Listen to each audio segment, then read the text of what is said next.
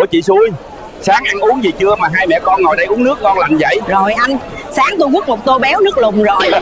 Á đù, nay bày đặt nói lái nữa bay, béo nước lùn bún nước lèo đồ. Chứ sao, theo anh xui riết cũng phải xàm xí đú để theo kịp anh chứ. Rồi sao, sáng sớm anh xui kiếm chuyện phải không? Có câu đố nào vui không? Đố nhanh tôi còn về đi chợ. Đi đâu cho xa, câu đố ngay trước mặt chị luôn nè. Ghê vậy, đâu anh đố thử coi. Tôi đố chị khi con chó đái nó dở chân nào, chân trái hay chân phải? Câu đố gì kỳ cục vậy? Sao mà tôi biết được? Nó thuận chân nào thì nó dở chân đó thôi. Kỳ cục gì? Câu đố hay vậy mà kỳ cục, chị thua chưa? Thua sao được? Thì tôi trả lời rồi đó.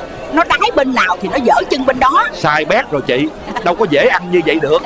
Sao sai? Anh nói coi. Con chó cái nó đái nó không có dở chân nào hết nha chị. Nó ịn nguyên cái đít nó xuống. Tôi thấy anh tào lao rồi đó nha. Sao lúc đầu anh không đố con chó cái đi? Đã đố mẹo mà chị. Thua thì chịu đi, thôi tôi đi về.